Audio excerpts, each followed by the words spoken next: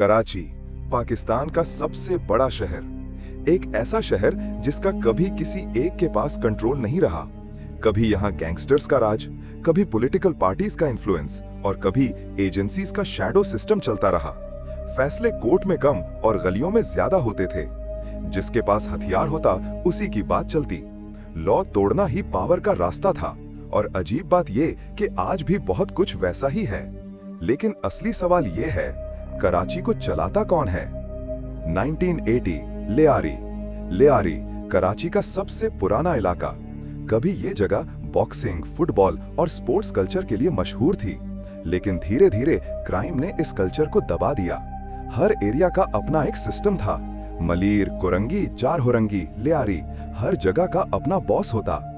कराची का क्राइम रातों रात पैदा नहीं हुआ था। इसकी बुनियाद रखने वालों में एक नाम बहुत बड़ा था, रहमान डकैत। असल नाम सरदार अब्दुल रहमान बलोच।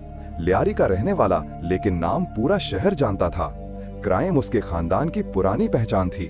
बाप और चचा दोनों 1960s के दौर से ड्रग स्मगलिंग में इन्वॉल्व थे। रहमान ने बचपन में ही बुरा रास्ता पकड़ लिया। कहा जाता है कि सिर्फ 13 साल की उम्र में किसी को चाकू मार दिया, और कुछ लोग तो ये भी कहते हैं कि उसने अपनी मां का भी कत्ल किया, राइवल गैंग के इशू की वजह से। 2001 पीपल्स अमान कमेटी। 2001 के बाद रहमान का असली राइज शुरू हुआ। उसने पीपल्स अमान कमेटी बनाई, जहां ड्रग्स, भट्टाखोरी, वेपन्स, सबका काला धंधा चलने लगा। लियारी के कुछ लोग उसे हीरो मानते थे, क्योंकि वो उनके छोटे मोटे काम करवाता था। लेकिन कई लोगों के लिए वो सिर्फ एक डेंजरस गैंगस्टर था। फाइजू मामा, ट्रांसपोर्ट का बढ़ता हुआ बंदा। इसी शहर में एक और नाम उभर रहा था, फाइजू मामा बलोच, दूर का रिश्तेदार रहमान का। पहले एक बस अड्डा पे टाइम कीपर, फिर मैनेजर बना। सालों की मेहनत के बाद अपना ट्रक लिया और ट्रांसपोर्ट का बिजनेस शुरू कर दिया।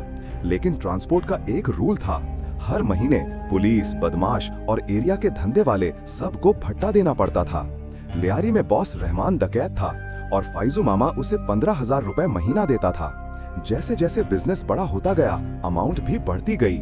जो भट्टा देता था, गैंग्स मुश्किल वक्त में उसके काम भी आते थे। अरशद पप्पू का एंट्री। वक्त गुजर रहा था और रहमान का इन्फ्लुएंस धीरे धीरे कम होता जा रहा था। नए गैंग्स उभर रहे थे। उन्हीं में एक नाम था, अरशद पप्पू। जब उसने सुना कि रहमान लोगों से मंथली भट्टा लेता है, तो उसने भी अपनी पावर जमाने का प्लान बनाया। फाइजू मामा को कॉल की, अब भट्टा तुम रहमान को नहीं, मुझे दोगे। फाइजू मामा ने सीधा मना कर दिया। इस एक ना ने अरशद पप्पू को शोला बना दिया। कुछ महीने बाद अरशद पप्पू ने फाइजू मामा को किडनैप करके कत्ल कर दिया और खुद इसकी जिम्मेदारी ली, ताकि अपनी दहशत बना सके। 2009 रहमान डकैत का एंड। 9 अगस्त 2009 पुलिस एनकाउंटर में रहमान डकैत मार दिया गया, लेकिन उसकी कुर्सी खाली नहीं रही। Uzair Baloch, the new king of Lyari. उस कुर्सी पर बैठा फाइजू मामा का बेटा उजैर बलोच। बाप के कत्ल का गुस्सा, एरिया का सपोर्ट और पॉलिटिक्स का बैकिंग, ये सब मिलकर उजैर को लियारी का किंग बना देते हैं। हर गली, हर बिल्डिंग, हर बिजनेस, सब कुछ उजैर की परमिशन से होता था। कोई पैसे कलेक्ट करता, कोई फायरिंग स्क्वाड चलाता, कोई पुलिस से सेटिंग, और सबसे बड़ी बात, पॉलिटिकल लिंक्स इसके पीछे थे। इलेक्शन तक इसकी मर्जी से होते। उजैर के खिलाफ 200 से ज्यादा केसेस थे, लेकिन वो फिर भी आराम से घूमता था, क्योंकि सिस्टम उसके पीछे था। बाप का बदला, अरशद पप्पू का दी एंड। वक्त आया बाप का बदला लेने का। उजैर ने कुछ पुलिस वालों से सेटिंग की। अरशद पप्पू को अरेस्ट करके बाद में उसके हवाले कर दिया गया। आगे जो हुआ वो इतना ब्रूटल था कि बयान करना भी मुश्किल है। लियारी की गलियों में अरशद का दी एंड हुआ।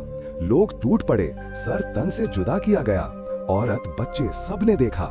ये कोई मूवी का सीन नहीं था, ये कराची की हकीकत थी। MQM का सिस्टम।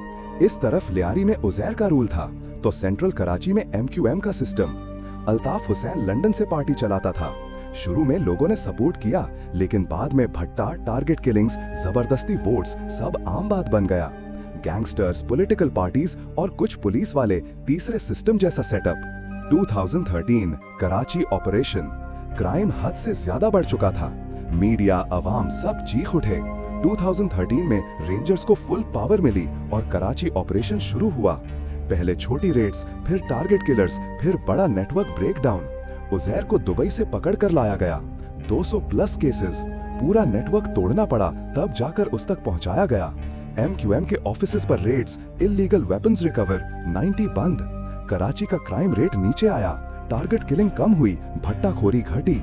लेकिन सिस्टम और आजकल का कराची, डॉन बदल गए, चेहरे बदल गए, लेकिन सिस्टम का स्टाइल नहीं बदला।